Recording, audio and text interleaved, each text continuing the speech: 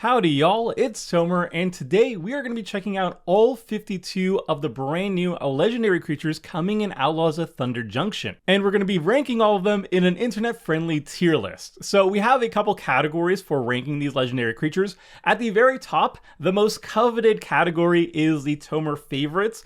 These are just my personal favorite legendary creatures from these sets, either as a commander or as part of the 99. It's not a power ranking scale by any means. It's just the ones that interest me the most personally. Then we've got great in the command zone, which are just the legendary creatures that I think are going to be the best suited in the command zone, leading their own deck. So real build arounds. Then we've got great in the 99. Legendary creatures I really like, but I don't really like them in the command zone. I much prefer them in the 99. Then we've got meh, which are cards that I think could be good, could be bad. I'm not really decided on how much I like them. Let me know in the comment section if you think I should rate them higher or rate them lower. And then finally are trash, cards that I think are just bad, not good in Commander at the very least. Not bad, but not good in Commander. Keep in mind, a lot of the uncommons that are going to be legendary creatures in this set, these are signpost uncommons for limited environments, so they're focused more on draft, so they're not going to be necessarily made to be good in the Commander format, and likely they won't be very good in the Commander format,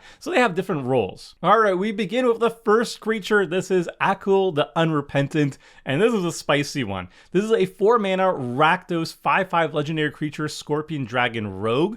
It has Flying, Trample, and sacrifice 3 other creatures. You may put a creature card from your hand onto the battlefield, activate only as a sorcery, and only once each turn. So Akul has an incredibly powerful ability. Being able to put creature cards directly from your hand onto the battlefield means you're saving a lot of mana that you otherwise would have had to spend to cast them. However, the cost to do so is also quite steep. You have to sacrifice 3 other creatures, which is not nothing, but built in the right deck, it pretty much is nothing. The other strong thing about Akul is that you're pretty much guaranteed to cast it and use its ability immediately because you'll keep priority once Akul actually resolves. So if somebody wants to remove Akul with an instant speed removal spell or a board wipe, you can still play Akul, activate Akul's ability at least one time before he gets removed, and get some value out of him immediately. And he's also a 4-mana 5/5 Flying Trampler, which is not nothing. The tricky thing about Akul though is you're going to need to find a balancing point in your deck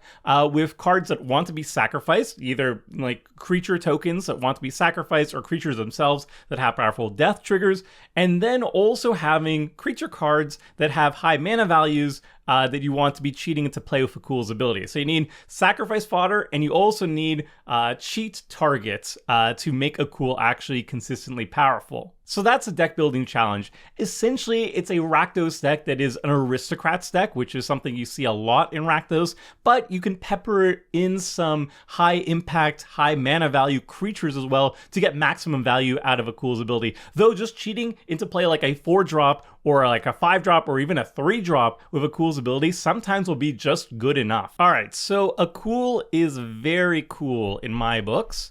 I really like him a lot. Rakdos Aristocrats is not my personal favorite archetype, so it doesn't interest me too much to put it in my paper decks, for example. But I think this is a great commander, and it's a really cool new take on Rakdos Aristocrats. It's Rakdos Aristocrats, but a focus on cheating in big, high-impact creatures as your top end. Next up is Annie Flash, the Veteran. It's a 6-mana Naya legendary creature human rogue. It's a 4/5 with Flash, very fitting. And when it enters the battlefield, if you cast it, return target permanent card with mana value 3 or less from your graveyard to the battlefield tapped. And whenever it becomes tapped, exile the top 2 cards of your library. You may play those cards this turn. So for 6 mana, you're getting a lot of card advantage in a single card. So first of all, you have a mini Sun Titan effect where you're recurring a permanent card, mana value 3 or less, from your graveyard directly onto the battlefield. So it's like a one-shot Sun Titan. You can't blink it, and it doesn't trigger again when you're attacking or anything. It's just like a one-shot deal.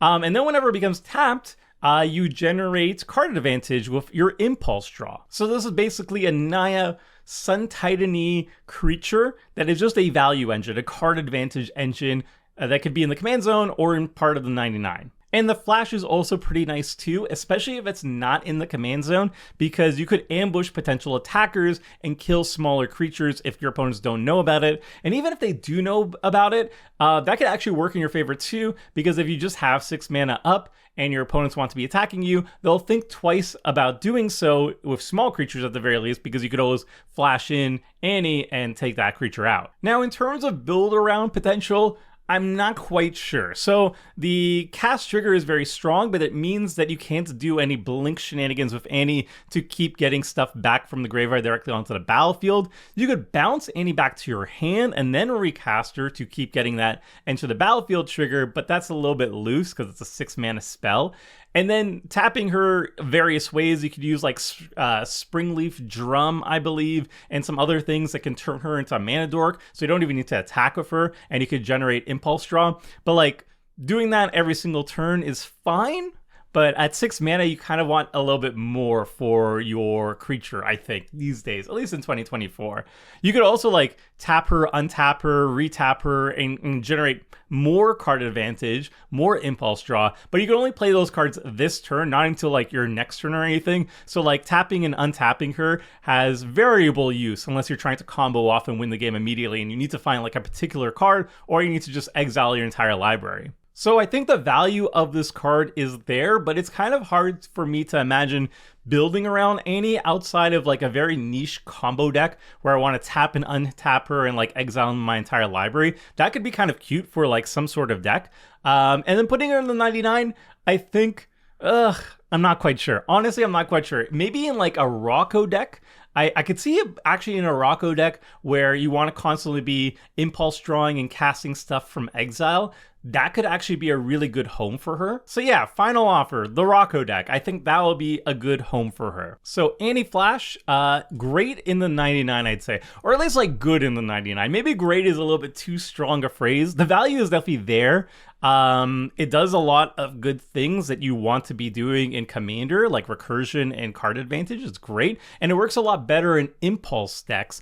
However, being 3 color, being Naya, means there's not that many like Exile Matters commanders that you really want to be throwing her in. I could just think of Rocco. There might be even more homes for her too. The value is definitely there though. Next, we've got Baron Bertram Greywater. This is a 4 mana Orzhov legendary creature, Vampire Noble. It's a 3/4, and whenever one or more tokens enter the battlefield under your control, create a 1/1 black vampire rogue creature token with lifelink. This ability triggers only once each turn, and you can pay 2 mana, 1 and a black, sacrifice another creature or artifact, draw a card. Now, this is one of those uncommon legendaries. It's a signpost uncommon meant for limited. However, I think this card is actually pretty darn sweet in Commander 2, at least as a budget consideration for a bunch of decks. For 4 mana, you're getting a token generator, a good token generator as well too. It's not just a 1/1, but it also has lifelink. It's also a vampire and a rogue, so that could have some sort of extra utility in certain Kindred decks. And then for 2 mana, you can sacrifice a creature or artifact, so it could be like a treasure, a clue, whatever,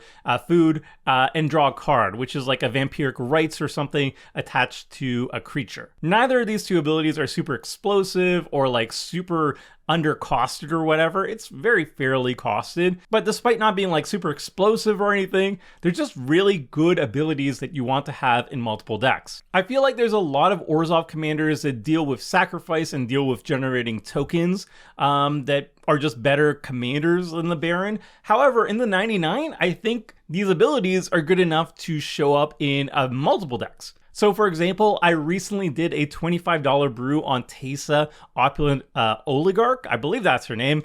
It's going to be on the screen. It's a new Teysa from Murders of Karlov Manor. It's one of my favorite $25 brews out of the 25 that I did, and Baron is an easy fit into it.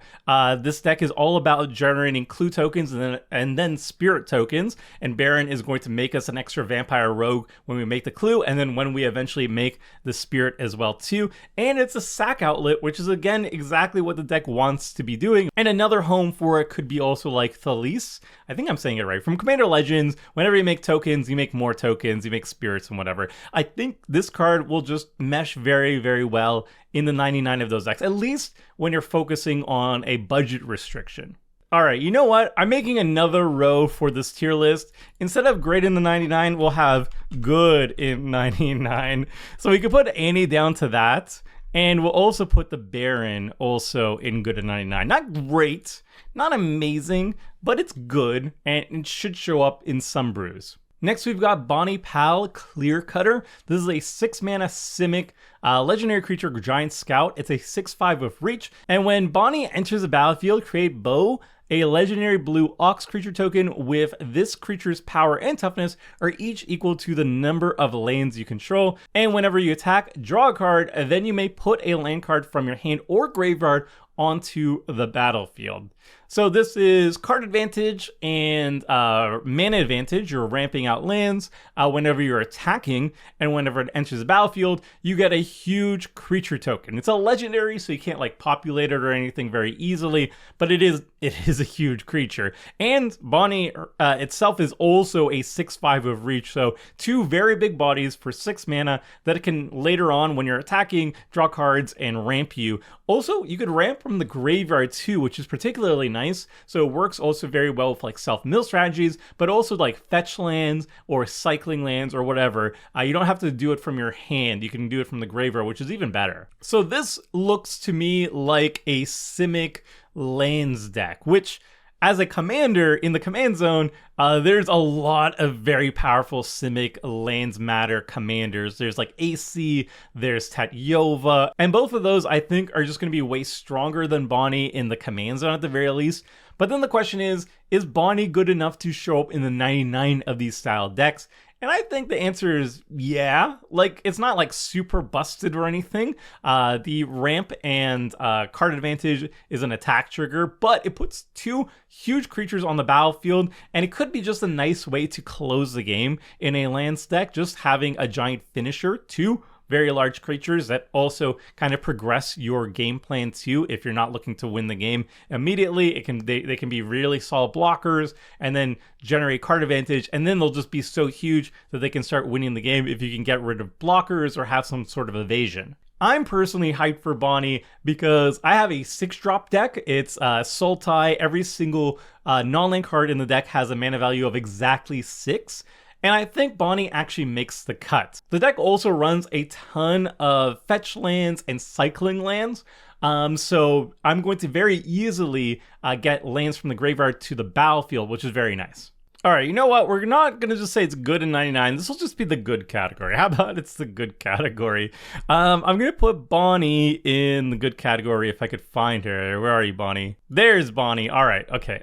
There we go. In the good category. Not great, but definitely good. Next, we have Breaches the Blastmaker. This is a 3-mana Izzet legendary creature, Goblin Pirate. It's a 3/3 of Menace, and whenever you cast your second spell each turn, you may sacrifice an artifact. If you do, flip a coin. When you win the flip, copy that spell. You may choose new targets for the copy, or when you lose the flip, Breaches deals damage equal to that spell's mana value to any target. So Breaches is interesting.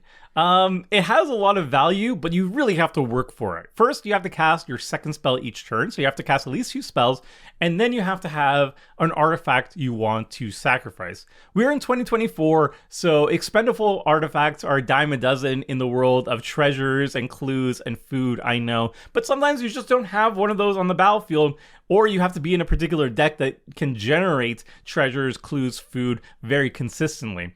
And then when you actually do both those 2 things, you sacrifice an artifact, you cast your second spell each turn, you flip a coin, and then you either get to copy the spell, which is going to be very, very strong. It's essentially like card advantage and mana advantage because you get an extra spell and you get to cast it for free, which is very, very nice. Or if you lose a flip, it can actually act as removal.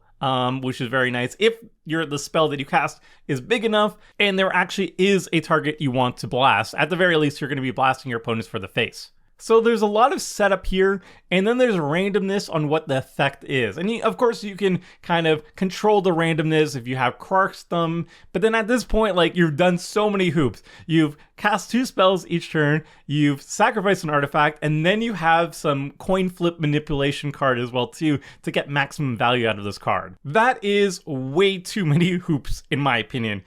For 3 mana, I mean, this is still good value, but I just feel like the card is too inconsistent for me. And I mean, I guess that's kind of the point. It's a coin flip card, but I mean, it has inconsistency in the coin flipping, and then also has inconsistency that you have to cast your second spell and then also sacrifice an artifact. So I won't call Breaches straight trash, but it's definitely in the meh category. Maybe it's better than I give it credit for, but like I just don't see the appeal of it personally.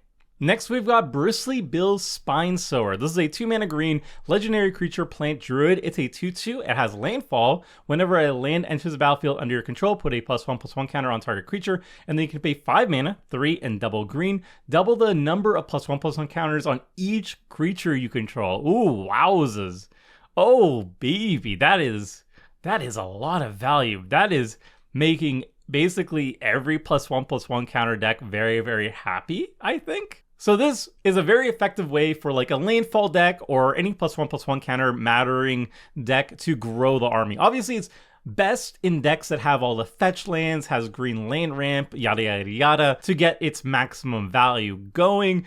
And then it doubles up as kind of like a finisher. If for 5 mana, you just double the counters on all of your creatures, and that should be big enough for you to start smashing and winning the game. So I think Bristly Bill is going to be a solid playmaker in 2 decks, really. First, the landfall deck is where it's going to get the most triggers going on, but I'm actually more interested in it in like a +1/+1 counters matters deck, because it is a 2-drop that can immediately start getting +1/+1 counters going on your creatures, and I think that's the main appeal of this card. So for example, one of my favorite new decks is a $25 brew. It's Hamza, and Hamza really wants to have like low-cost creatures that put +1/+1 counters on themselves and other creatures, so you can immediately get Hamza on the battlefield as quickly as possible and then start churning out huge creatures afterwards. And Bristly Bill is fantastic for that. It is the ideal 2-drop in the deck, because as soon as you play your subsequent lands, you're going to be putting +1/+1 counters on any creature that doesn't have them already,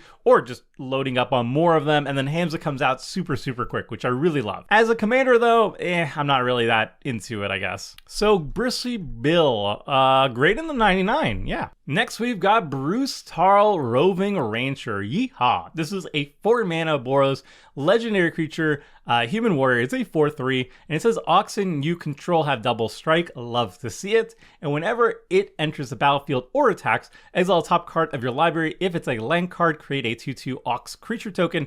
Otherwise, you may cast it until the end of your next turn. Wowzers! So this is obviously repeat card advantage if you're hitting non-lands off the top of your library when it enters the battlefield or attacks. It's also very generous impulse draw, because you don't have to cast it on the same turn. You can cast it until your end of your next turn. So you have 2 whole turns to actually cast those spells. And if it's a land, oh well, you get a 2/2 white Ox creature token, which is great too. And then all your Oxen have double strike, so it's a huge buff effect for your Ox army. Now, to really take advantage of Bruce, you're going to want to have to either give it evasion, so it doesn't die when it's attacking, to get that attack trigger going. It's just a 4/3. It doesn't have any sort of built-in resiliency or evasion. Or you want to have Blink available to you, so you could just reuse its enter the battlefield trigger instead. And then your army has double strike, which is awesome. The only downside is that Ox kind of suck. Like if you're loading up on actual Oxen, let's see what we actually have working with here. We have 15 Ox cards in Boros colors. And most of them suck. Yeah. So yeah, building an Ox deck is going to be difficult. However, if you are playing a Changeling deck, like I have personally, my personal favorite deck is my Ur-Dragon Changeling deck, then guess what? Your Changelings are Oxen, so they get to have double strike. You get to make more Oxen with Bruce. You're generating card advantage, all that good stuff. Is that good enough for the Changeling deck? I think it's worth testing out. Like, my version is all about attacking, so I'm going to have ways of turning Bruce into an Ox and also giving him evasion so he doesn't die. And I think that's going to be worthwhile, just giving all the Changelings on your side of the board double strike and also generating card advantage while Bruce is attacking or being blinked or whatever. That seems sweet. So good old Bruce is good. I want to say it's like possibly great in the 99 of Changeling decks, but I don't even know if that's going to truly be the case.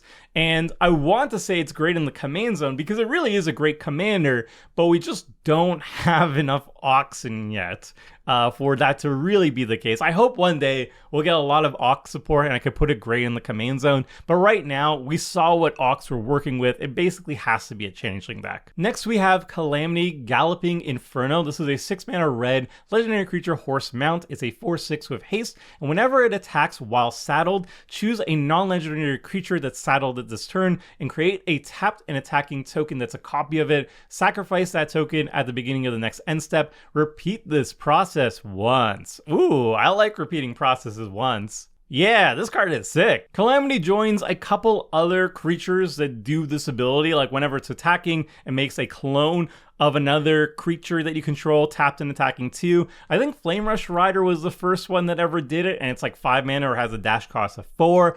Delina is probably the best in Commander because it gets to copy legendary creatures, so that is extra powerful in Commander. And then we also have Murasal Master, which is also fairly recent. I would say Calamity kind of ends up being probably worse than Delina in Commander just because it doesn't hit legendary creatures, but better than the other options. And in a lot of decks where you don't actually care about legendary creatures, Calamity is just going to be pretty darn awesome. It has haste. The saddle cost is very low, and you get to repeat the process once minimum, whereas Delina, you're only going to do it once. Hopefully you get to do it multiple times, but it's unlikely, right? So Calamity is always guaranteed twice, and that's really, really powerful. The haste is really what makes it go over the top, so you can immediately cast it, saddle it up, and get that extra value going. As a commander, it actually might be kind of okay, but I think it's just better in the 99. So we're going to throw Calamity in great in the 99. Next, we've got Doc Orlok. Grizzle Genius. It's a 2-mana Simic legendary creature bear druid. It's a 2/3, and it says spells you cast from your graveyard or from exile cost 2 less to cast, and plotting cards from your hand cost 2 less. So this is an absurdly powerful ramp engine for casting spells from your graveyard or from exile. For 2 mana, you get just like a straight up 2 mana cost discount on all the spells you're casting from grave or exile. That's really, really sick. The question is, where is it most sick in? Is it better in the command zone where you just run a bunch of ways that you can cast from exile and cast from the graveyard? Or do you find a deck that already does casting from graveyard and casting from exile and then put Doc in the 99 of those decks as a ramp engine for your commander's payoff? Honestly, I don't know. I think Doc can actually be a really strong commander. Just always having a turn 2 Doc and then going into like turn 3 and 4, utilizing its insane ramp potential is actually a very, very strong play pattern. But obviously, Doc doesn't do anything by itself. It doesn't let you cast spells from graveyard, doesn't let you cast any spells from exile. It's only a mana discount, nothing more. So I don't know. I personally would want the Doc in the 99 rather than the command zone, but I think it's going to be excellent in both cases. All right, so the Doc is going to be in great in 99. Probably also great in the command zone too. Not one of my favorites. I'll just put it in the 99. Next, we've got Ariat the Beguiler. This is a 4-mana Esper legendary creature human warlock. It's a 4/4 with lifelink, and it says whenever an aura you control becomes attached to a non-land permanent an opponent controls with mana value less than or equal to that aura's mana value, gain control of that permanent for as long as that aura is attached to it. So Ariat is another aura deck, but this is aura theft. So the idea here is to cast a bunch of auras that are either beneficial or at the very least neutral. There's like a bunch of auras that don't really do anything. They just like cantrip when you cast them or whatever, and then start stealing your opponent's best stuff. You can start stealing their soul rings. You can start stealing their small mana value creatures very, very easily by casting just, 2-drop or 3-drop auras, and then maybe finding some more expensive auras to steal like the pricier things as well too. And from the way it's worded, I believe, correct me if I'm wrong, but I believe that even if Ariat leaves the battlefield, the auras that are attached and stealing other permanents don't go back to their owners. The control doesn't go back to their owners. You keep control of those creatures as long as the aura is attached to it. So if somebody disenchants the aura, they get control back of their creature. But if you steal a creature with an aura attached to it and then area it dies or whatever, you still get control of that creature as long as the aura is attached to it. That's how I'm reading it, at least. So yeah, this is an incredibly powerful effect in an incredibly powerful archetype. We've gotten so much aura support, specifically in white, but you have also aura support in blue and black as well too. Being able to just yoink all your opponents' smaller permanents is just incredibly powerful, right? Like, it's better than removal because you're also denying them those resources as well. Now, that said, while I think Ariete is an incredibly powerful commander, one of the strongest in the entire set, the main downside is you're going to be arch enemy the very second you reveal Ariete as your commander in the command zone.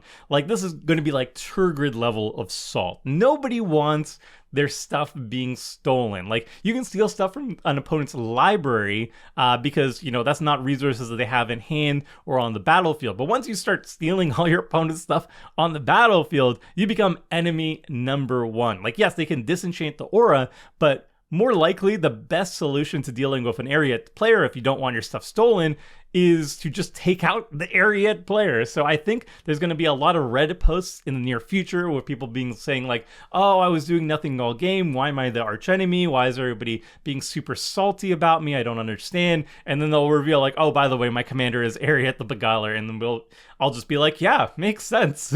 So you just keep that in mind.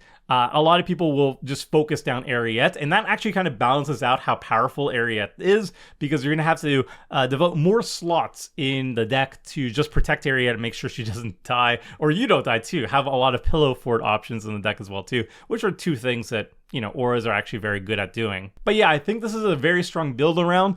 I think it would actually be stronger in the 99 of like an Esper Aura deck if there is another Esper Aura commander. I can't think of one off the top of my head, but if there is one, I think Ariete's actually going to be better in the 99, because then you won't automatically be the arch enemy at the table until you play Ariete and start stealing things. But once she's in the command zone, expect the salt. So Ariete, great in the command zone. I think honestly better in the 99, but there's no denying that she's an Esper Aura commander that's very strong to build around. Next we have Eris, Roar of the Storm. This is a 10 mana Izzet legendary creature elemental warlock. However, it costs 2 less to cast for each different mana value among instants and sorcery spells in your graveyard. It's a 4/4 with flying and prowess, and whenever you cast your second spell each turn, create a 4/4 red dragon elemental creature token with flying and prowess. So Eris is Izzet's Spellslinger, which is like the most common archetype in Izzet, but the twist here is that you want to have different mana values in your graveyard among instants and sorceries. So you can either do this with like self-mill, or more likely doing stuff like just casting cheap cantrips like Faithless Looting, for example, to discard the high mana value instant and sorceries to get that mana discount up very, very quickly. And then the payoff is, if you're casting your second spell each turn, you get to make a big, very big token that grows and has evasion. Now, obviously, there's hoops to jump through to get maximum value out of Eris, but the payoff is very, very good here. It's a 10 mana value commander that you can cast for as low as 2 mana, and that is even counting command tax as well, too. If you have, like, for example, 6 different instant sorceries with different mana values in your graveyard, and Eris dies, goes back to the command zone, and you recast it again, you can still cast it for 2 mana, which is exceptionally good. It's going to be difficult to set that up properly very consistently, and obviously graveyard hate makes this a lot harder,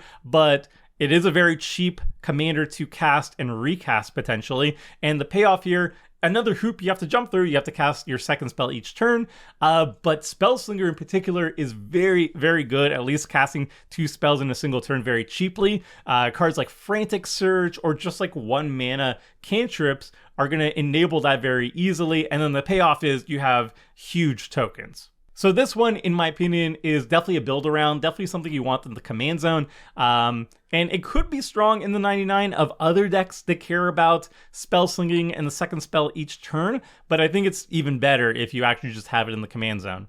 And the other kind of cool thing, a little bit of tech for you, is there are cards that care about mana value of your commander. I believe there's like Visions of Ruin and Visions of something else.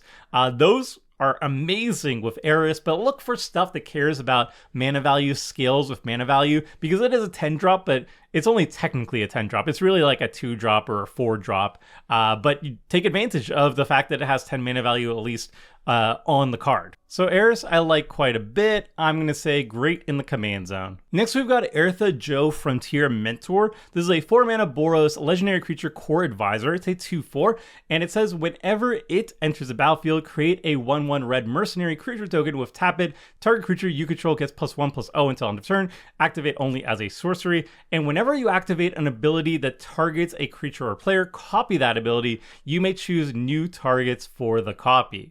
So this is a 4 mana Panharmonicon for activated abilities that target a creature or player. It's very specific Panharmonicon, but nonetheless, it is a Panharmonicon, and that can be very, very strong.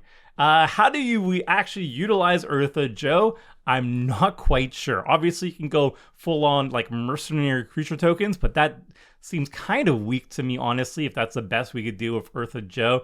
I feel like the potential is very high here, right? Like there are going to be cards that are going to be bonkers when you duplicate it. I'm just not quite sure what it is. It could be that this is like a new Zerda. Is that Zerda? The companion. You could go like Zerda and Eartha Joe and go just full on activated abilities that target creatures or players. That could be super fun, I guess. I don't know. All right, Eartha Joe. I'm going to say it's great in the command zone. I just have a hunch. This is a baseless assumption that Eartha Joe is great in the command zone, but I just think it's gotta be, right? It's Panharmonicon for 4 mana.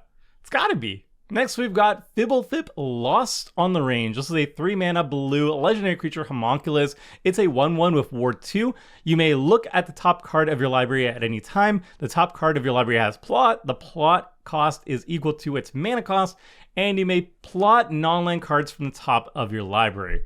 So this is straight up a future sight in the command zone. Well, it's actually a cheaper future sight. The twist is that you can't just straight up just cast or play the cards off the top of your library. You can only plot them, so you never get to actually play the card on the same turn. You have to do it for a future turn. However, it costs less mana, so it's more restrictive, but costs less mana. But the potential upside is that you might have more synergy potential. If there's any cards in blue that care about casting stuff from exile, or plotting stuff, or casting your second spell each turn, which there's a lot of in this set, then Fibblethip gets much better than a future sight. The synergy just makes it way more powerful. So as a commander, I feel like being mono blue is going to be very restrictive. I do like it a lot more in the 99. Though I do think as a commander, you do have a lot of ways to build around it. It's really nice card advantage. It's well costed. Everything about it is fine. But I just think it's going to be even more powerful in the 99 of a bunch of cards. First,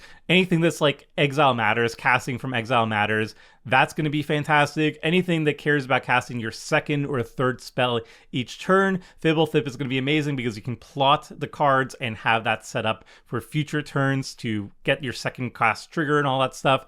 There's a lot of potential with Fibblethip. I think this is an excellent card, but stronger than 99, I think. All right, we are putting Fibblethip in great in the 99, and oh my goodness, the video is super long. Let's go a little bit faster with these analysis, shall we? All right, now we have a spicy one. This is Felix 5 Boots. It's a 5 mana Sultai, a legendary creature ooze rogue. Absolutely love it. It's a 5/4 with Menace and Ward 2.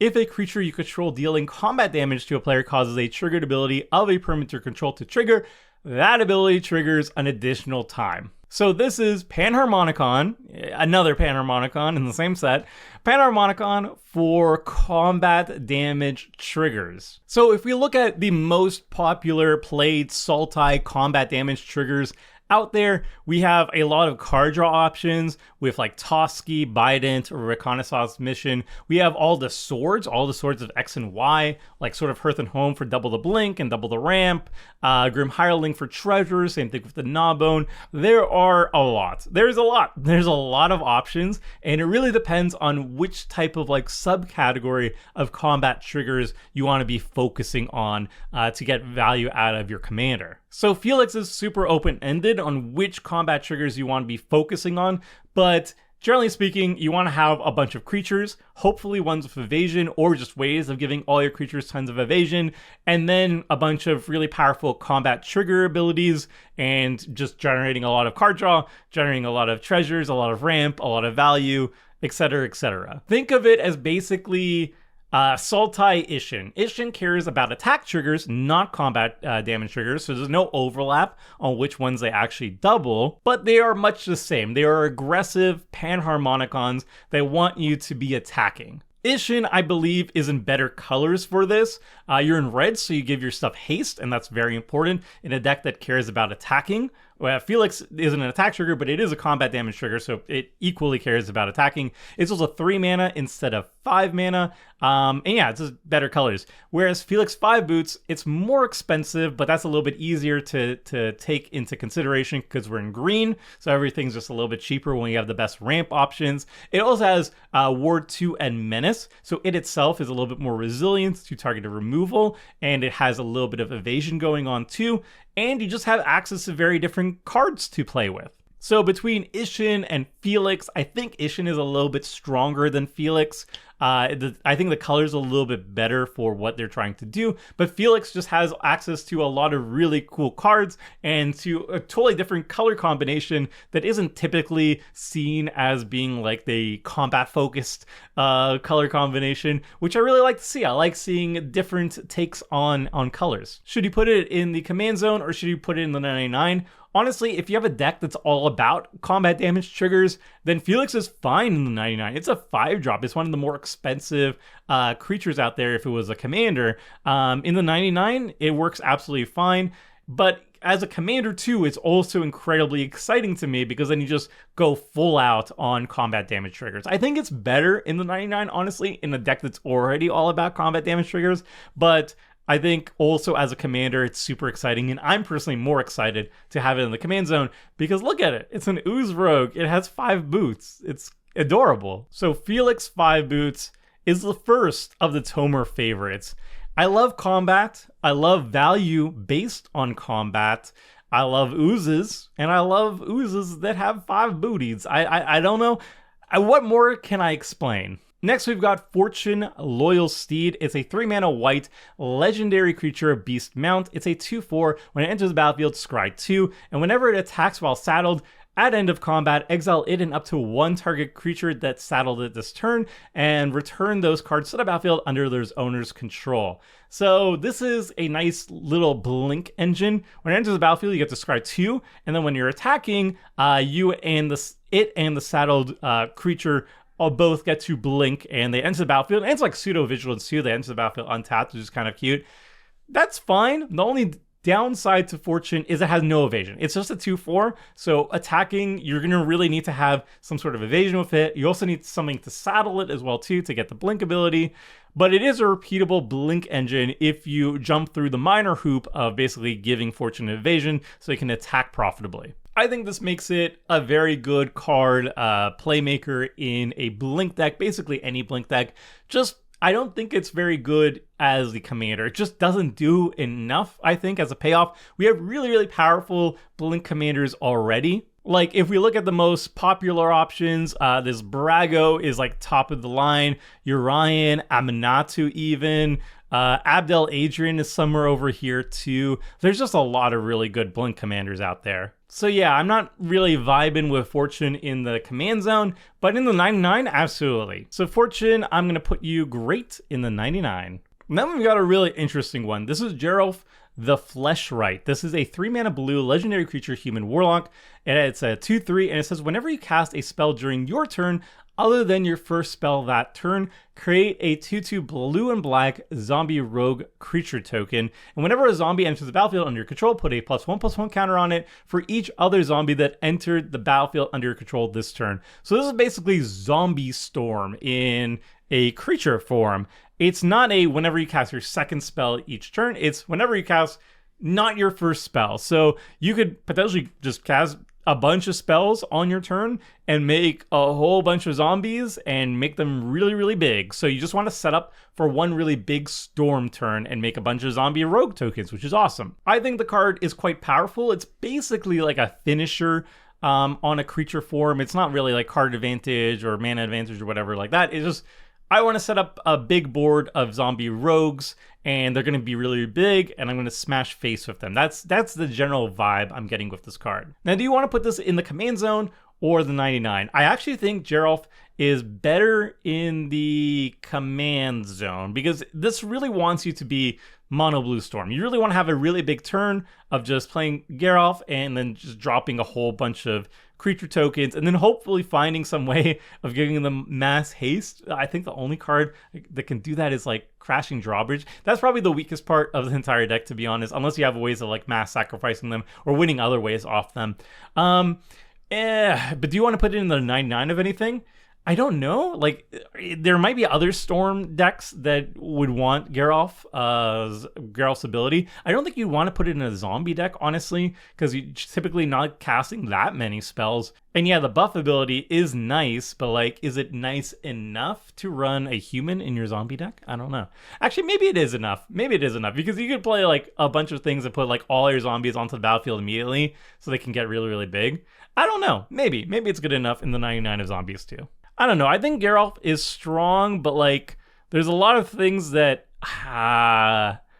they're unknowns. Like, he could be good in the command zone if you go Storm, but then you have a bunch of 2/2s and you still need to wait to win with them. You need to give them haste or something, or like sacrifice them for value. I don't really like them in the 99 of like zombie decks, and don't know where else I would put them. I'm just going to put Geralf in the good category. How about that? Next, we have Gyred, Mirror of the Wilds. This is a 3-mana Naya legendary creature human shaman. It's a 3/3 with haste, and it says non-token creatures you control have tapped them. Create a token that's a copy of target token you control that entered the battlefield this turn. So this is Naya tokens. It just allows you to make way more tokens whenever you're making tokens. Yo, dog, I heard you like tokens. So this works particularly well if you have giant tokens like a 6/6 worm or whatever, or a 4/4 angel, because then you can make a lot more of those very mana efficiently. That's awesome. But the true power of Gyred is it's so easy to combo off and win the game that way instead. Basically, you have any creature token enter the battlefield, and if you have Midnight Guard on the battlefield as well too, you can tap the Midnight Guard, create a token of the creature to just enter the battlefield. A new one enters the battlefield and untaps the Midnight Guard, and you do that infinite times for infinite creature tokens. And you can kind of pull off the same gimmick too if you have any of like the mass untapped creatures that enter the battlefield, untap all creatures you control. If you can make a token version of them, then you can pull off the same trick as well too. So that's fine. It's game winning. It's not particularly interesting to me, but I think outside of the infinite combos, I actually like Gyred quite a bit. I think he's very, very powerful. And then the fact that he has infinite combos up his sleeve to end the game too is a nice perk, I guess. So Gyred, great in the command zone. Definitely a build around. Next, we have Gisa, the Hellraiser. This is a 5-mana black legendary creature human warlock. It's a 4/4. It has Ward 2 and Pay 2 life. Skeletons and zombies you control get +1/+1 and have menace. And whenever you commit a crime, create 2 tapped 2/2 blue and black zombie rogue creature tokens. This ability triggers only once each turn. Now, Gisa's interesting. I don't really like her as a commander, but she might be good enough in the 99 of zombies. I really don't like putting non-zombie creatures in my zombie decks. Like, it's just a thing. They don't have inherent synergy, even though this one obviously has a lot of synergy with your zombies. It being itself not a zombie kind of sucks.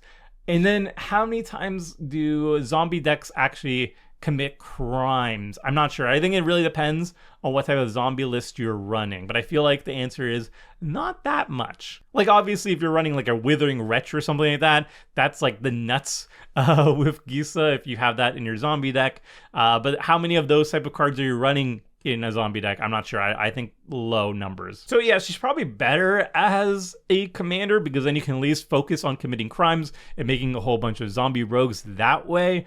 As a 99 of a zombie deck, I don't really like her too much. I'm kind of meh on her, honestly. All right, Gisa, I'm kind of meh on you. I'm sorry. Let me know. Maybe Gisa needs to go into the good category, or she's great in certain parts of Commander. I don't know. Next, we've gone Gaunty Canny Inquisitor. This is a 5-mana Sultai legendary creature, Aetherborn Rogue. It's a 5/5, and spells you cast but don't own cost 1 less to cast. And whenever one or more creatures you control deal combat damage to a player, look at the top card of that player's library, then exile it face down.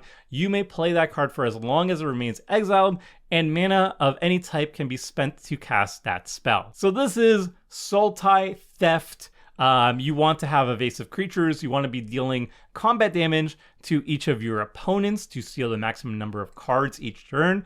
The Theft is card advantage, and Gaunty is not only just card advantage, but also mana advantage because it's acting as ramp to cast the spells you don't own, the spells you're stealing, both through Gaunty and other Theft spells. That's a lot of value. Card advantage and mana advantage on a single card is well worth the 5 mana cost to actually cast Gaunty, which is on the high end, honestly, for 2024 Commander. You're also casting stuff from exile, so even more synergy potential if you're running other cards that care about casting stuff from exile. The only downside I will say about Gaunty, and just like Theft as an archetype in general, is generally speaking, stealing cards from your opponents is worse than just straight up drawing cards from your own deck. And the reason is synergy. Your opponent's cards are meant to be played together, and your cards are meant to be played together. So stealing your opponent's cards are going to be generally less effective than just drawing your own cards and playing those instead. So that's an inherent drawback. The Theft cards get a lot better against good stuff decks. If you're stealing staples like Farseek, 3 Visits, Smothering Tides, generic board wipes, generic card draw, generic whatever, then Theft decks are actually at their strongest because you're going to utilize those cards just as well as your opponents. However, if you're stealing from decks that are just like full-on synergy, like let's say your opponents are playing like a Goblin deck, for example, you're going to be stealing some random Goblin from their deck. It's not going to be very good in your deck because your opponent has Krenko and cares about Goblins, so their Goblin cards are way better when they cast them, but you stealing a random Goblin that cares about Goblins doesn't really matter, right? So just something to keep in mind. Theft is very meta dependent. It's much better if your opponents are running good stuff cards or good stuff decks, and it's much weaker when you're up against super high synergy decks. Like you're just going to be stealing cards that are just bad. So that's just like a side rant about Theft. It's very good, but it's very meta dependent. So yeah, it is card advantage, it is ramp potential, but just keep in mind that sometimes that card advantage is going to be worse than just like straight card draw, for example. So Gaunty is very good. It's a fun commander. I'm not ragging on Theft at all, for example. I really liked the Theft archetype. I'm just saying just something to keep in mind when you're evaluating Theft cards, at least. Very, very strong, though, regardless. His card advantage can draw like up to 3 cards per turn if it's a 4-player game, and it's also mana advantage. It's a mana discount for those spells you're casting. Like, what's not to like? Next, we've got Honest Rutstein. This is a 3-mana Golgari, legendary creature, human warlock. It's a 3/2. When it enters the battlefield, return target creature card from your graveyard to your hand, and creature spells you cast cost 1 less to cast. So this is another like limited signpost card. It's telling you that Golgari is all about creature cards in your graveyard and just casting creature spells. And this does both for a pretty decent price, honestly. Gravedigger is 4 mana. This is 3 for its recursion effect. And then on top of that, it also makes creature spells cost 1 less to cast. That's really nice. It's not like super strong or anything in 2024 Commander, but it does 2 things that are quite good in your average creature deck. If you're in a full-on creature deck, especially if you're like a self-mill creature deck, which Golgari often ends up being, like something like a Marin, for example, then yeah, it's a solid playmaker. It's not like super exciting or anything. It's excellent in budget brews, I would say, but it's something you would end up cutting when you start optimizing the lists. As a commander, I just don't see it. Honestly, it doesn't really appeal to me. There's not that much build-around potential.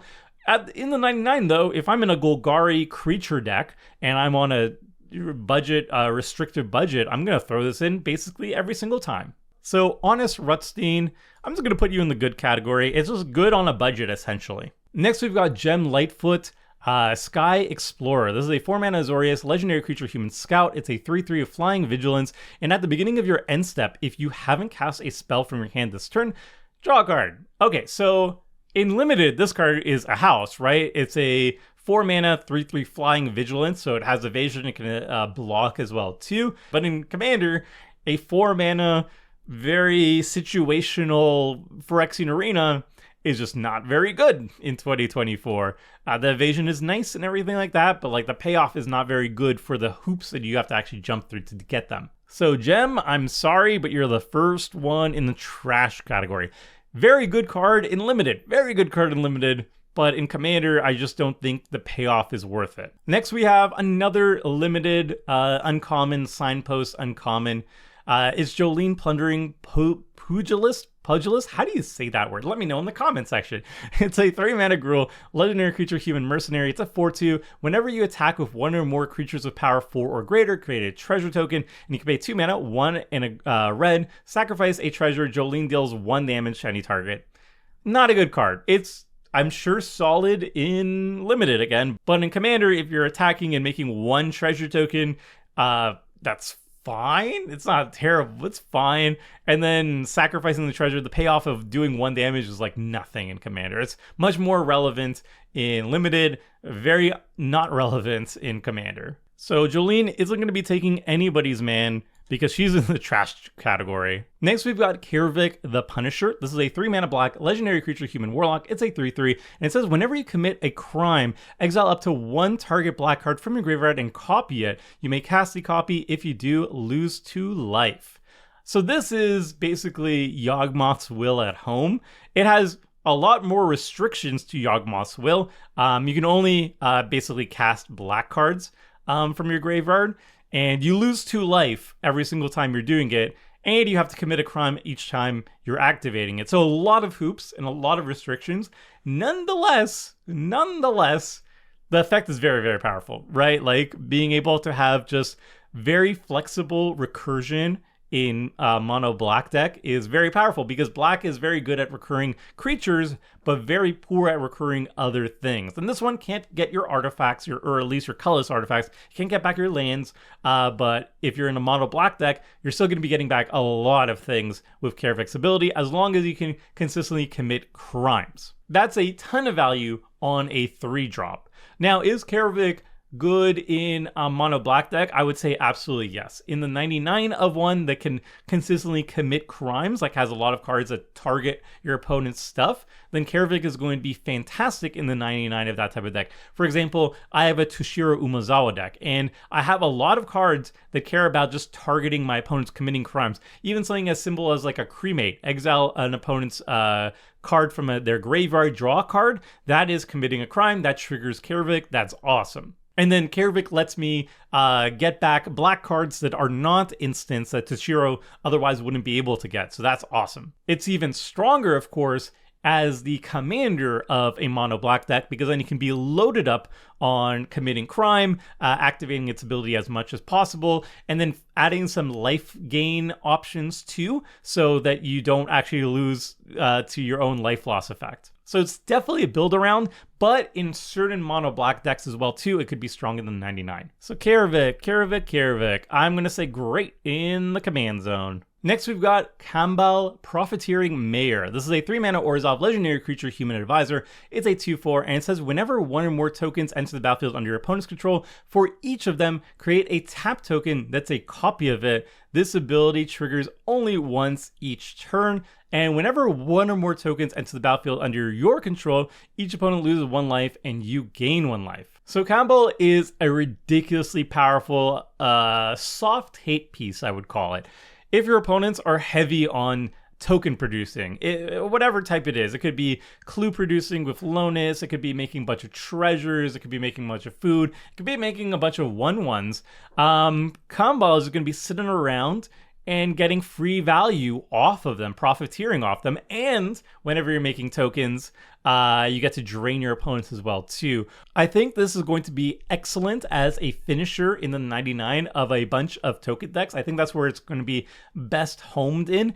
Any type of deck that makes a bunch of tokens is going to be really good. Like I'm thinking again, New Teza, for example, but especially it's going to be especially good in any deck that can generate 1 token at a time to get that maximum drain value. Like if you have like a Smothering Tithe, for example, this card is absolutely disgusting. Then also as a commander, there is some build around potential. There could be some cards that generate tokens for your opponents to force the issue. Like let's say you're running like a hunted card. I forget, there's 2 or at least 2, there's maybe even 3 hunted creatures in Orzhov colors, I believe at this point. They all work very well with Kambal because you give your opponent some tokens, but then you also get tokens as well too. That's pretty cute. Probably a little bit too cute, but whatever. Anyway, I think it's better than the 99. All right, Campbell, great in the 99. Next, we've got Kellen the Kid. This is a 3-mana banned legendary creature, human fairy rogue. It's a 3/3 with flying, a lifelink, and whenever you cast a spell from anywhere other than your hand, you may cast a permanent spell with equal or lesser mana value from your hand without paying its mana cost. If you don't, you may put a land card from your hand onto the battlefield. So Kellen is basically power crept Vega the Watcher. It triggers off the exact same stuff, but instead of just drawing a card straight up, you get to cast spells for free or ramp out, and you have access to an extra color, and it's a flying lifelinker, so it's just a better body. And just like Vega, Kellen is open-ended on what type of spells you want to be focusing on that you're casting from outside of your hand. In fact, it's even more open-ended to Vega because you have access to another full color to work with. So you could be focusing on casting stuff from the top of your library. You can be focusing on casting stuff with flashback from your graveyard, or escape, or casting stuff from exile with theft effects, or just impulse drawing, or adventure spells. You could make a full adventure spell that's better than like Gorion with Kellen instead. So you can cast adventures and then cast the creature side from exile afterwards. There's a ton of potential with Kellen, and there's enough options here that you can either mix and match to go kind of good stuffy with all the different types of spells that you can cast from exile, or you can focus on one type of card type and just focus on that instead. Like you could build a straight up adventure deck or a flashback deck or whatever. So Kellen is super open-ended and a ton of value, obviously. Like you do the thing, you get to either ramp or do main advantage. It's just main advantage, essentially. It's really good, and I like the flexibility in a commander. All right, Kellen, I'm putting you in great in the command zone. Next, we've got Kiri, Talented Sprout. This is a 4-mana Naya legendary creature plant druid. It's a 0/3, and it says other plants and tree folk you control get +2/+0. And at the beginning of your post-combat main phase, return target plant, tree folk, or land from your graveyard to your hand. So this is nice recursion for your deck. You could have a plant, a tree folk, or land in your graveyard, goes directly into your hand every single turn. And it's a nice little anthem as well too for your plants and tree folks. That's a decent amount of value for 4 mana. Not great or anything, but it is quite decent and reliable. And this is quite interesting for like a plant commander. If you're focusing very heavily on plants, which is something that is kind of new in terms of a creature type for Outlaw of Thunder Junction, they got a lot of new plants at least to work with. For tree folk, I would say not so good. Tree folk are usually like big butts mattering, and you probably better off sticking like Abzan or whatever. That you don't really get anything from going in red, but you know, the anthem is kind of cute. The recursion is kind of cute. The artwork's obviously very, very cute. I just think the card's kind of meh. Maybe in the future, if we go Naya Tree Folk and we get like a lot more Naya Tree Folk support, or we have more Naya Plant support and that becomes a full-fledged archetype, then I might want to revisit this. But currently, I don't think the card's very strong. So Kiri, I'm going to put you in the meh category. Very cute artwork, but I think that's basically it. Next, we've got Crom Violent Cacophony. This is a 4-mana Izzet legendary creature zombie horror. It's a 2/3 of flying, and whenever you cast your second spell each turn, put a +1/+1 counter on it and draw a card. So this is another like limited bomb signpost uncommon, telling you that Izzet's all about casting your second spell each turn. But in Commander, it's just not very good. The payoff of casting your second spell each turn is just growing Crom a little bit and drawing a card. That's not really worth it for 4 mana, and the creature isn't like super huge or anything. So yeah, not great. So Crom, you are going in the uncommon, aka trash pile. Next, we've got Laughing Jasper Flint. This is a 3-mana Rakdos legendary creature lizard rogue. It's a 4/3, and creatures you control but don't own are mercenaries in addition to their other types. And at the beginning of your upkeep, exile the top X cards of target opponent's library, where X is a number of outlaws you control. Until end of turn, you may cast spells from among those cards, and mana of any type can be spent to cast those spells. So this is a really sweet and mana efficient theft enabler. It's card advantage, but with a little bit of card selection as well too. The hoop you have to jump through though is that you have to have a bunch of outlaws on the battlefield. Jasper itself is an outlaw, so you at least at the beginning of your upkeep, you get to exile the top card of somebody's library. That's pretty solid. But notably, you can't play lands with this ability. You can only cast spells, and it's only until end of turn. It's not like indefinitely or anything. But nonetheless, it's a 3-drop, and that's a lot of value for a 3-drop. So I think Jasper's very good. However, it's just not good enough in the command zone, I think, because there's just better theft commanders in Rakdos colors, and Jasper would probably be better off serving in the 99 of those decks instead. One deck in particular that immediately pops to mind is Don Andreas. It's a new Grixis theft commander that deals with pirates, and pirates are also outlaws too, so that works doubly well with Jasper. So I think Jasper just will fit a lot better in the 99, though those decks that do like Jasper are going to love it. So Jasper, you are great in the 99. Next, we've got Lazav, Familiar Stranger. This is a 3-mana Dimir legendary creature shapeshifter. It's a 1/4, and whenever you commit a crime, put a +1/+1 counter on Lazav, then you may exile a card from a graveyard. If a creature was exiled this way, you may have Lazav become a copy of the card until end of turn. This triggers only once each turn. So this is kind of cute. At instant speed, you could turn Lazav into a creature from anybody's graveyard, and it's also like Graveyard Hate 2, which is also kind of sweet. The only thing that you have to do is commit a crime. Honestly, not that hard to do in like a dedicated Lazav deck, but the question is this really worth the payoff? Is the payoff worth it? And I think the answer is no. This is a signpost uncommon, so it doesn't have to be good in Commander or anything, nor does any legendary creature have to be good in Commander. Maybe it's good in other formats as well. But yeah, in Commander, I don't think Lazav is very good. Also, how many Lazavs do we have at this point? I feel like we're on like number 5 or something. But whatever, yeah, it's not good in Commander. All right, Lazav, you're in the trash category. Now we've got Lila, Undefeated Slickshot. This is a 3-mana Izzet legendary creature human rogue. It's a 3/3 with prowess, and whenever you cast a multicolored instant or sorcery spell from your hand, exile that spell instead of putting it into your graveyard as it resolves. If you do, it becomes plotted. So Lila is actually ridiculously efficient. She basically doubles up the value of all your multicolored instant or sorcery spells by letting you cast them a second time for free. But not only that, you get to choose which following turn you do get to cast them. So it's even better than like giving all your spells a rebound. The only downside is that you're restricted to multicolored instant or sorcery spells. But you're an Izzet, which is the archetype for Spellslinger, the color combination for Spellslinger. And at this point, we probably have enough multicolored instant or sorcery spells to make this work without sweating too much. So yeah, I think like the card advantage, mana advantage here is ridiculously strong. It works very well with Storm payoffs, obviously. It works very well with like cards that care about how many spells you cast in a single turn. But even without those, just doubling up on all the spells you're casting is enormously powerful, especially for just a 3-drop. Like, this is insanely good. Yeah, I really like this one. I think this is great in the command zone, but it's currently one of my favorites as well, too. I love Izzet Spellslinger, surprise, surprise.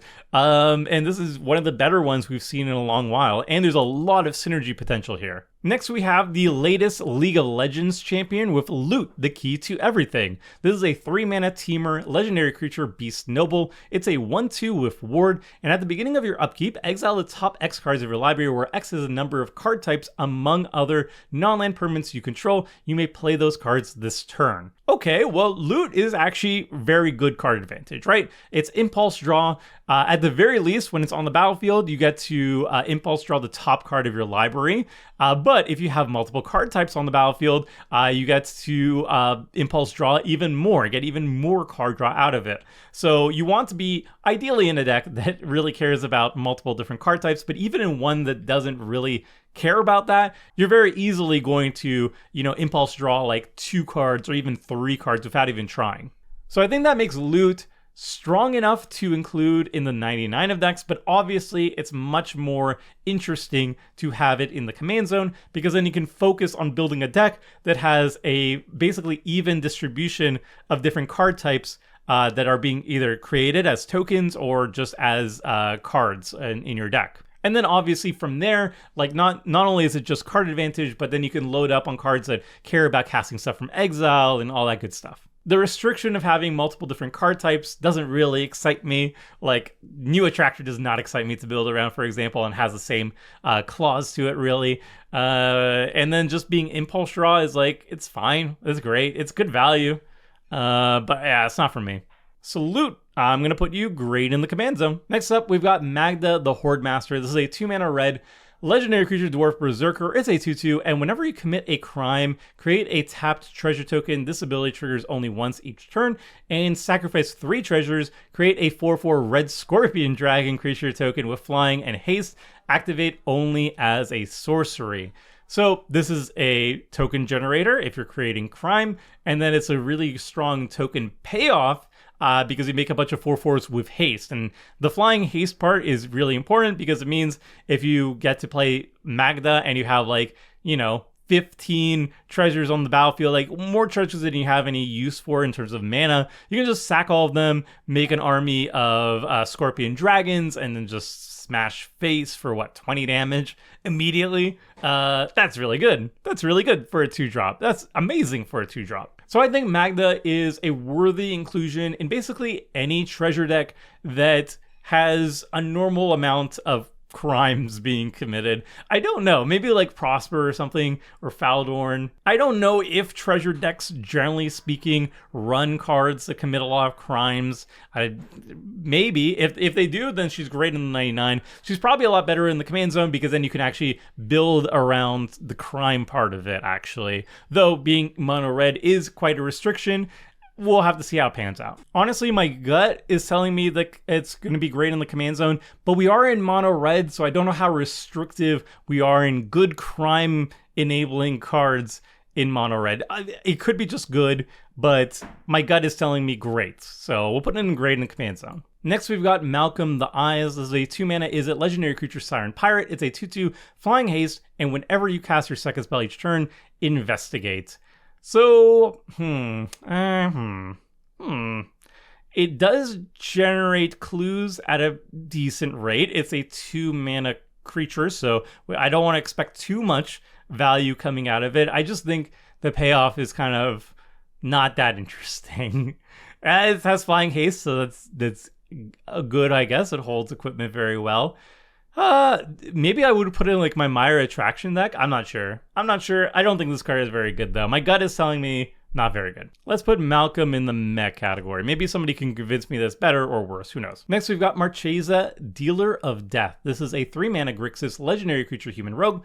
It's a 3/4. It says whenever you commit a crime, you may pay 1 mana. If you do, look at the top 2 cards of your library, put one of them into your hand and the other into your graveyard. So Marchesa is great card advantage, card selection for a crime deck, and it also fills your graveyard in the process. It's a 3-drop that gives you access to 3 colors, so it's very cheap if it's in the command zone, which it probably wants to be in because then you can focus on doing crime and enabling graveyard shenanigans as well too. The only downside is you have to pay mana every single time you do commit a crime on top of committing the crime to actually get any value out of Marchesa. But it's well worth it, right? It's card selection, 1 in your hand, 1 in the graveyard. That's awesome. That's a great payoff for crime. So I think Marchesa is going to be one of the strongest candidates for like a crime deck, basically. Just load up on cards that do crime as mana efficiently as possible, and Marchesa will just fill your hand with cards and stuff in your graveyard to recur later on. I've also heard murmurs that she can enable combos. I'm not quite sure which ones they are, but I heard Eater of Dead and Marchesa can be like an infinite crime loop or like pseudo infinite crime loop. So that might be something to look into as well afterwards. But yeah, I think she's just very, very strong, and she's a great payoff for all the crimes they're going to be committing. All right, Marchesa, great in the command zone. Where are you? There we go. Next, we've got Miriam Herd Whisperer. This is a 2-mana Selesnya legendary creature human druid. It's a 3/2, and as long as it's your turn, mounts and vehicles you control have hexproof, and whenever a mount or vehicle you control attacks, put a +1/+1 counter on it. So there's another signpost uncommon. It's designed for limited, and it's not very good in Commander. If you're in a mount or a vehicle deck, then having hexproof on your turn is kind of nice, and growing your team is kind of nice. It's very mana efficient what it's doing, but what it's doing is just not exciting enough or powerful enough, I believe, to run in Commander. I was kind of considering putting it in my Changeling deck because all my Changelings are mounts, so having hexproof and a cheap way of growing the entire mount army is kind of cute, but just not strong enough, I think. So Miriam's joining their brethren in the trash category. Next, we've got Obika, Splitter of Seconds. It's a 4-mana Grixis legendary creature Ogre Warlock. It's a 2/5 with Menace, and whenever it deals combat damage to a player, you get that many additional upkeep steps after this phase. Now, this is a really cool effect, right? It's unique. We haven't seen this type of effect before. It's not just straight up you draw cards and you generate mana. It's not just card advantage, mana advantage. It does very unique things. It deals with the upkeep step and in a very unique way that we've never seen before. So I really like that right off the bat. For 4 mana, this effect is quite powerful as well too. You get to have at least 2 additional upkeep steps if nobody blocks Obika, but the hoop you have to jump through is you have to deal combat damage, and you have to deal hopefully a lot of combat damage. So you need ways of protecting Obika, getting Obika through potential blockers, so evasion, and hopefully also pumping up Obika's power so you get even more upkeep steps. Now, I think Obika very clearly just wants to be in the command zone. Putting her in the 99 is probably not going to be effective for most decks, but in the command zone, you can really build around her and do all the things you need to get that value out of her. The question is, like, what cool upkeep trigger cards will suddenly become very, very good with Obika? And the answer, at least so far that I've seen, is surprisingly not that many. Like, I just keep seeing the same, like, Obika packages over and over again. It's usually the Courts, and then a couple other cards that kind of show up over and over again. But nonetheless, I think the effect is really cool. It's a cool design space. And hopefully we get more cards in Grixis that care about the upkeep so we can have a little bit of diversity with the Obika 99. So Obika, you're going to be in the very top of great in the command zone. I really like the design of this card. It doesn't really speak to me personally. Like, I'm not really excited to build her myself because, like, it kind of feels like the deck kind of builds itself and there's not that much of a card pool to really work with, so they all kind of look the same.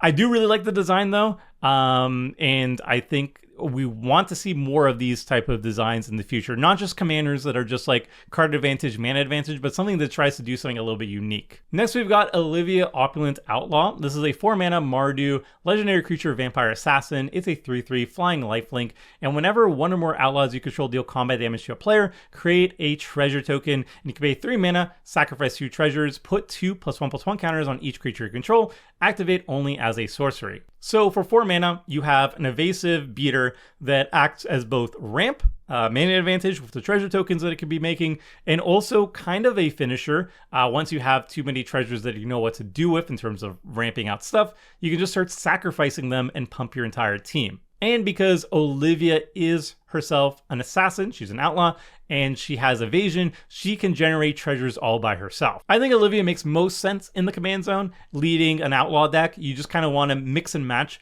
various outlaws that care about either attacking or treasures, and ideally ones also that come with evasion too, because Olivia doesn't give your outlaws any ways of being evasive. And then yeah, you just focus on treasures, you focus on outlaws, and you have a fun time. She's a face commander of a precon that does exactly that. As part of the 99, I could see her working, but the fact that she has these restrictions on to get the value means she's more likely just going to be the commander and not part of the 99 of decks. So unsurprisingly, the face commander of a precon happens to be great in the command zone. Next, we've got Rakdos the Muscle. This is a 5-mana Rakdos legendary creature, Demon Mercenary. It's a 6/5 flying trample, and whenever you sacrifice another creature, exile cards equal to its mana value from the top of target player's library. Until your next end step, you may play those cards, and mana of any type can be spent to cast those spells. And sacrifice another creature. Rakdos gains indestructible until end of turn. Tap it, activate only once each turn. So Rakdos does a lot of great things. This is, again, Rakdos Aristocrats. We've seen this with a cool very recently, but this is Rakdos Aristocrats that focuses on a theft theme instead of, cheating out big creatures. You're stealing spells from your opponents and impulse drawing off their library, essentially, which is very, very cool and very unique. And it also acts as a sack outlet for your Aristocrats deck to trigger Rakdos itself for its theft ability. You could just give Rakdos indestructible until end of turn, and that's actually kind of amazing. If this is in your command zone, you really want Rakdos around doing its thing, and just being able to become indestructible at instant speed is really good. Mana free way too of doing it too. Of course, you need to have sack outlets, but this is going to be in a Rakdos Aristocrats deck. You should be having a bunch of sacrifice outlets to it. So yeah, this is pretty awesome. So this is an excellent commander for Rakdos Aristocrats Sacrifice, but I can also see it being very strong in the 99 of theft decks as well too. I think like Don Andreas, for example, would want to run this in the 99. You'll have just various creatures you can be sacrificing to Rakdos to get its value. So yeah, Rakdos, great in the command zone. Next, we've got Riku of Many Paths. This is a 3-mana Temur legendary creature, human wizard. It's a 3/3. Whenever you cast a modal spell, choose up to X, where X is the number of times you chose a mode for that spell. You either exile the top card of your library until end of turn, you may play it. Put a +1/+1 counter on Riku. It gains trample until end of turn, and create a 1/1 bird creature token with flying. So I really love seeing Riku of Two Reflections show up in a new card. It's been over a decade, so that's kind of cool to see a blast from the past.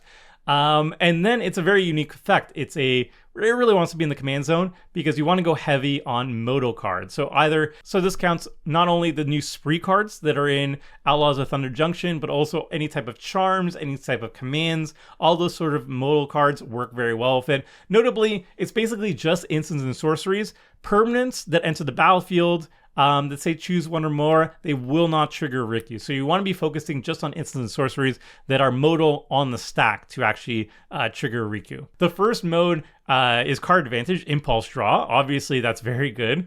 A growing Riku is fine. So, it becomes a blocker and then finally an attacker. And then making a 1/1 flyer is all right. So I think the first mode is the most important mode. It just turns all your modal spells into card advantage. And then the other two, if you're choosing 2 or more modes, you get to get extra value as well on top of that. That's a lot of value for a 3-drop, don't get me wrong.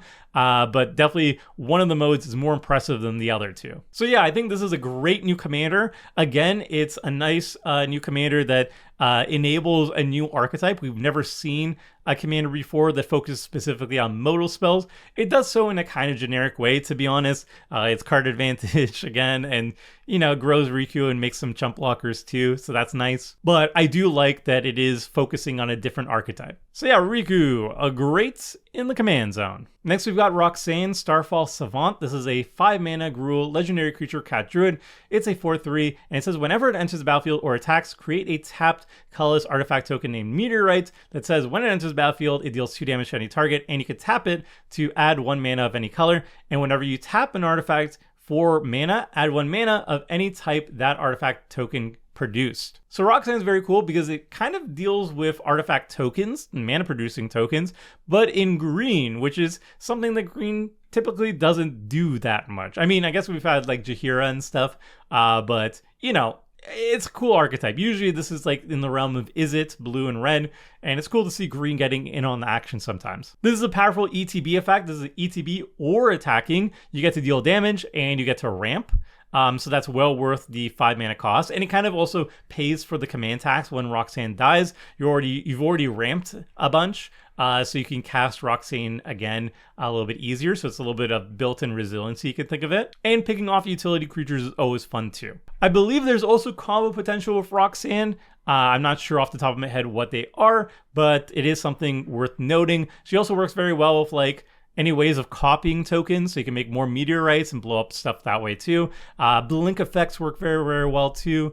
Yeah, it's a good value engine. This is definitely a build around, maybe in the 99 of some decks, but I think is much better in the command zone. Next, we've got Satoru the Infiltrator. This is a 2-mana Dimir, legendary creature, human ninja rogue. It's a 2/3 with menace. And whenever it and or one or more other non-token creatures enters the battlefield under your control, if none of them were cast or no mana was spent to cast them, draw a card. So Satoru is quite obviously coded to work very well with ninjas. If you ninjutsu in a creature, no mana is spent to cast them. It's an activated ability. It's not a cast ability. You get to draw a card. And on a 2-drop, being able to do the thing, draw a card, is very, very powerful, very mana efficient. But it also is much more flexible than that. It also works very well with, for example, blink effects. If you flicker a creature, it re-enters the battlefield, no mana was spent to cast it, then you get to draw a card as well too. So it's not just a ninja support piece, but it's also a blink support piece or whatever, any other ways you could sneak in creatures without actually casting them. So it's very cool. It's also very open-ended, which I like too. It's card advantage on a 2-drop. There are hoops to get that card draw, but it does it very, very efficiently. So Satoru, great in the command zone. Probably, man, there are so many ninjas and stuff that are better in the command zone, like Yuriko and other Satoru maybe. I don't know. I don't know if it's better in the 99 or in the command zone. It could definitely fit in a bunch of 99 decks too, but you know what? I'm just going to put it in the command zone. This might be my favorite ninja deck actually, because Yuriko's too strong and Satoru Umezawa ends up usually not being a ninja deck. It's like fake ninja deck where you make like your Blightsteel Colossus and Nekokage or whatever. So I think maybe Satoru is going to be my favorite ninja deck.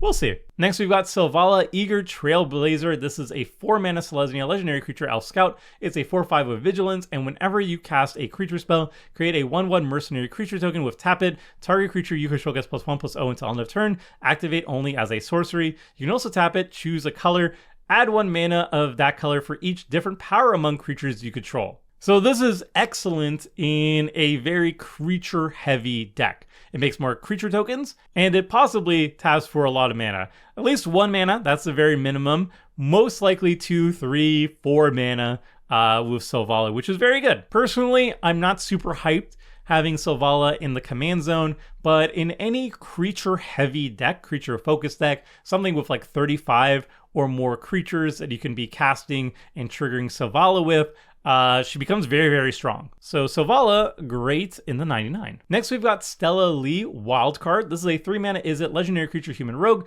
Whenever you cast your second spell each turn, exile the top card of your library. Until the end of your next turn, you may play that card. You can tap her, copy target instant or sorcery spell you control. You may choose new targets for the copy. Activate only if you've cast 3 or more spells this turn. So this is the face commander of the Izzet Spellslinger precon, and it cares specifically about casting 2 or more spells on a single turn. If you just cast 2 spells in a turn, you get to impulse draw, and it's the very good type of impulse draw. You can play lands off it, and you can play them until the end of your next turn. So you have 2 turns to actually cast the spells you exile with it.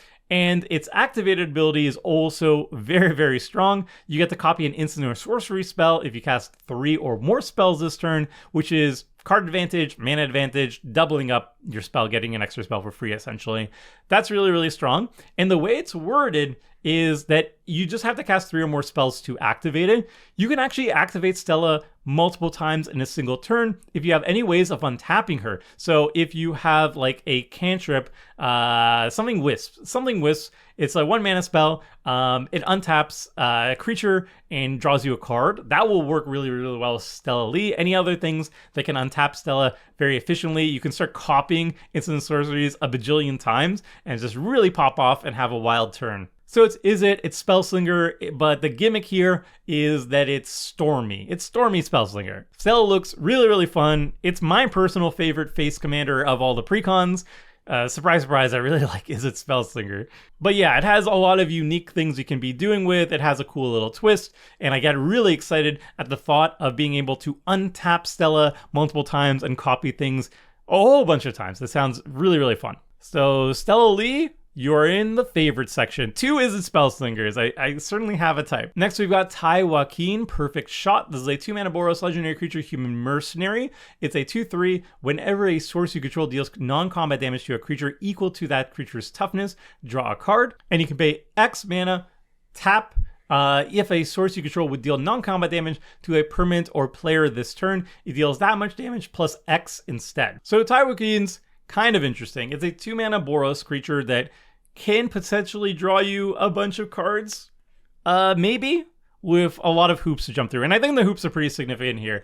But I think like if you load up on like one-sided board wipes like Mizzy Mortars or Volcanic Torrents or stuff like that, if you just cast those spells willy-nilly and you have Tai Joaquin on the battlefield, you're probably going to deal like exact seas on certain opposing creatures and draw a bunch of cards that way. So it's just kind of like incidental card draw with like one-sided board wipes and stuff, or actual red board wipes. If you have like Tai Joaquin Indestructible or Protection from Red, you could do that too. Or if there's like a bunch of creatures that like just incidentally burn or something when they're attacking, or ETB, like a Flametongue Kavoo effect or whatever, that could be pretty interesting. Though you have to match the toughness with the amount of damage dealt, which is a little bit, it's a little bit iffy. Though Tai Joaquin, if you spend some mana on it, you can kind of make that a little bit easier too. I don't know. I saw a lot of hype for Tai Joaquin. A lot of people are really excited for Tai. I'm very mid on it. Like, I could see it being like just Boros card draw with burn, but we've seen that a bunch before. I don't know. I don't really care too much for it. It's card draw. It's neat. It's a very cool effect. And it's cheap. It's 2 mana. So maybe I'm just being a bummer. It's not really exciting for me, but it's definitely a really cool build around at the very least. Actually, you know what? No, I'm putting it good. I don't think it's great. I actually don't think it's great.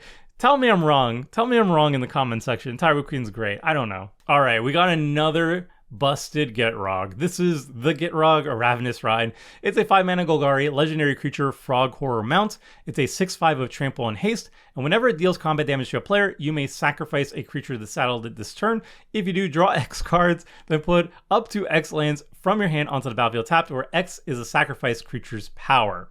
And it only has saddle of 1. So the Gitrog is kind of bonkers. It is absurdly efficient card draw, and it is an absurdly efficient ramp. So it's card advantage and mana advantage loaded up into one very, very easily. The hoop that you have to jump through is you have to sacrifice a creature and you have to deal combat damage, which is not nothing, but keep in mind the Gitrog is a 6/5 with trample and haste, so it has evasion, not the best evasion, but it does have evasion. It's a very big body, and it immediately has haste. So you can immediately like cast the Gitrog, have any creature on the battlefield, immediately attack with the Gitrog, and most likely you are going to be able to deal combat damage and draw a bunch of cards and ramp a whole bunch too. And you only have to do this like with a 5-power creature or something like that. Well, whatever's on the board, even a 3-drop creature or whatever, to get maximum value out of this. And if you do this, like if you like draw like 5 cards, 10 cards, and ramp 6 lands or 8 lands or whatever in an entire game, then the Gitrog has already paid for itself. And also the nutty thing too is not only is this so powerful, but like the ramping you're doing means that even if the Gitrog gets removed or hated out or whatever, if you just hit this a single time, then you're already paying for the command tax. You're already paying to do this again with the Gitrog a little bit later. You're also drawing into the other creatures that are going to be sacrificed to the Gitrog or whatever too. So once you've gotten one hit in with the Gitrog, one good hit in, you're going to snowball super, super hard. And it's especially obviously really powerful with big creatures that have low mana costs to them. So Hunted Troll, for example, is 4 mana, draw 8, hopefully ramp 8 lands. There's another one from Strixhaven, like the Demogorgon or something. I forget its name, but it's like an enormously large creature for a low mana cost, but it has a severe drawback to it. Those type of cards are going to be even better with the Gitrog, but you don't even need to go that fancy with the Gitrog, honestly. It's a ridiculously good card. So yeah, the Gitrog is busted. It's a busted card. If you want to see what's like the strongest commanders in the set, I would put the Gitrog in the top 4 for sure. Next, we've got Tiny Bones, the Pickpocket. It's a 1 mana, black, legendary creature, skeleton rogue. It's a 1/1 with death touch, and whenever it deals combat damage to a player, you may cast a non-land permanent card from that player's graveyard, and mana of any type can be spent to cast that spell. So it's a 1-drop. It's got death touch, so it's not really evasion, but nobody really wants to be blocking it either. And it has card advantage. It has theft advantage, let's call it that. So deals combat damage and you steal something. There has to be something in the player's graveyard that you want to be stealing, obviously. So there's a lot of hoops to jump through. But at the end of the day, this is a 1-drop, right? This is a lot of value, a ton of value for a 1-mana creature. It's very, very impressive, very, very cool. Yes, there are big hoops and ifs and buts on whether or not you're going to get anything out of Tiny Bones. But at the very least, you could, even if you don't have anything worthy to steal or you don't feel confident that you could attack, for 1 mana, it's a 1/1 death toucher. Who's going to attack into that, right? It's also so cute. Look at it. It's very, very cute. So I've actually seen that this card is actually very popular as a commander. Personally, I do not care for it as a commander. I feel like a turn 1 Tiny Bones guaranteed in the command zone sounds really cool on paper, but in practice, like, what are you going to do with it? Turn 2, you swing in, you hit somebody, and you got nothing, right? There's nothing in the graveyard yet. So I feel like it's kind of a waste of potential in the command zone, unless you're in it for like the memes factor or something like that. I think it's much, much better in the 99 of a theft deck where you can play it early on, you can play it later on, and then if it ever connects, you get maximum value out of it. So Tiny Bones, great in the 99. Next, we've got Vadmir New Blood. So it's kind of like Vladimir, but not really. It's a 2-mana black, 2/2 legendary creature vampire rogue. Whenever you commit a crime, put a +1/+1 counter on it. And this ability triggers only once each turn. And as long as Vadmir, I really want to say Vladimir so hard, but it's Vadmir. It has 4 or more +1/+1 counters on it. It has Menace and Lifelink. So this is just a bear that gets bigger. Not good. Not good in Commander. Pass. All right, Vadmir. Sorry, you're in trash category. Next, we've got Vile Smasher, Gleeful Grenadier. This is a 2-mana Rakdos legendary creature, Goblin Mercenary. It's a 3/2. Whenever another outlaw enters the battlefield under control, it deals 1 damage to target opponent. It's very aggressive.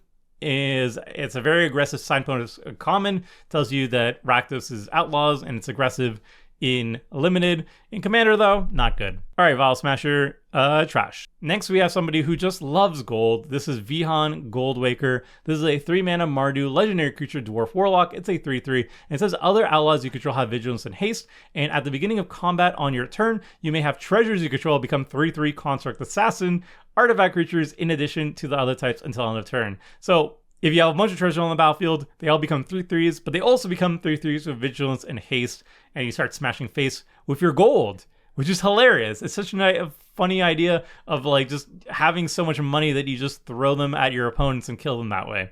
Very, very funny. Really good leader for a Mardu treasure deck. But I think it's actually even better in the 99 of a Mardu treasure deck if there are better options for it, because it's basically a finisher, right? You want to make a bunch of treasures first, and then you drop down Vihan, and then you get maximum value. Although in the command zone, not too bad early on either, I guess, because you give your other outlaws vigilance and haste. So if a lot of them have like good attack triggers or combat triggers, and yeah, okay, maybe Vihan is actually good in the command zone. Either way, I think you want to be focusing very heavily on treasures. This is the secondary commander of the Mardu Outlaw Treasure Precon. So obviously they're focused on attacking and outlaws that care about treasures. So Vihan makes a lot of sense there.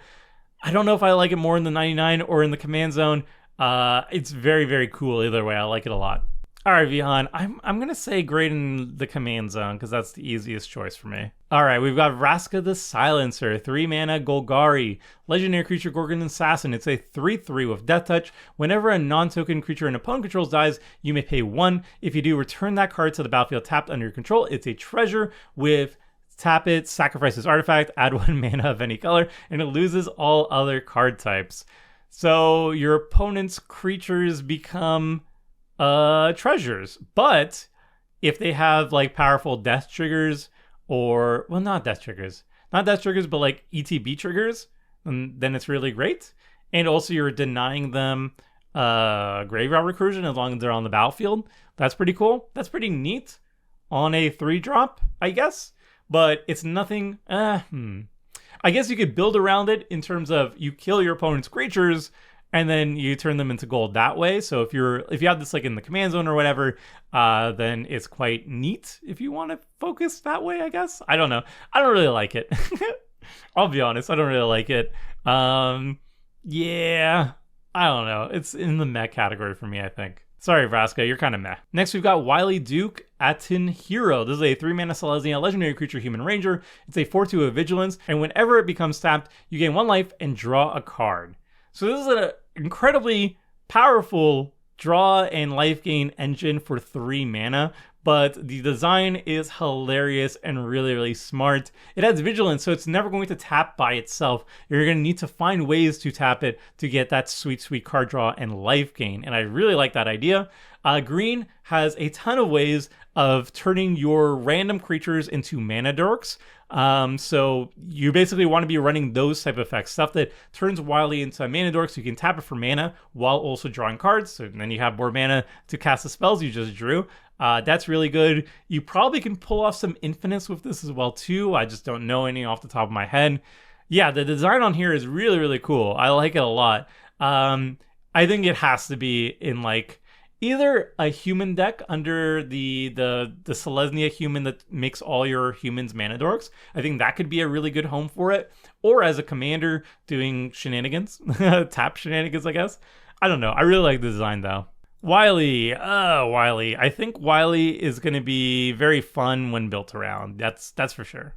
Finally, we have Yuma, Proud Protector. This is the last one of the 52. Number 52 of 52. This is an 8-mana Naya legendary creature human ranger, but it costs 1 less to cast for each land in your graveyard. So it can cost as little as just 3 mana.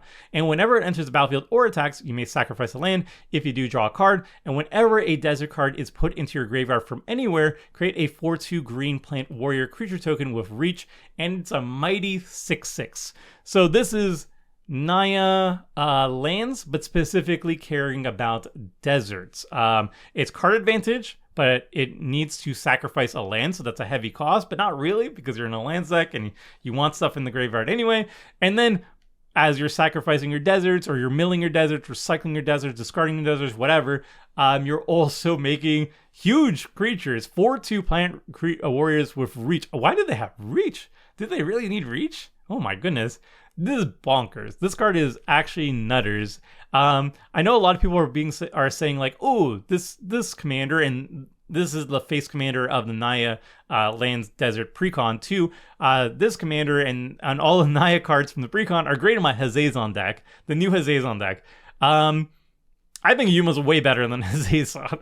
I'm sorry. What? Hazazon is also a 3-drop commander and makes some silly little sand warriors, but Yuma costs as little as that too, maybe even less too. If you have a lot of lands in your graveyard, it can also lower the cost of command tax too if you have to recast Yuma.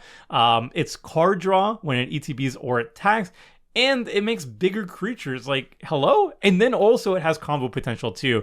Like, if you throw down Altered Dementia and you start sacrificing your plant warrior tokens, mill 4 cards, hopefully hit a desert card, keep doing that a whole bunch of times too. It's not a real infinite, but it's like a pseudo infinite. You can burn through your entire deck, mill it through your entire deck, and win the game. Especially if you have, like, I don't know, Warstorm Surge on the table or something like that too, to turn that into an actual win condition. Yeah, Yuma's really strong. Yuma's really strong. I think people are sleeping on it, or people just really like Hazazon. Either one's valid, honestly. As part of the 99, obviously, if you really want Hazazon as the command zone, more power to you, obviously. Play what you want. Yuma is also great there too, but outside of that, obviously, it really wants to focus on deserts. So yeah, Yuma is great. So I'm going to put it near the top of the grade in the command zone. So that, my friends, is all 52 of the commanders ranked. I think this video is going to end up being very, very long. Sorry if I took a little bit too long explaining all my thought processes at the beginning of the video. I definitely tried to compensate by going a little bit faster later on as I got a little bit more tired. But let me know what you think about this ranking guide, if I should change my criteria a little bit. I think this is what people have wanted in terms of feedback, like grade in the command zone, grade in the 99, and then like variations of good to bad. And then the Tomer favorites are just my personal favorites. Obviously, it's going to be very different for everybody. Everybody's going to have different favorites. Overall, I think there's a lot of really exciting new legendary creatures coming from the set. A lot of also non-legendary creature cards are very, very exciting too, but I wanted to focus on some of them at the very least. I can't cover all of them, obviously. But yeah, let me know what you think about the set. What are your favorite new commanders? What are your favorite new legendary creatures? Let me know in the comment section. And until next time, friends, see ya!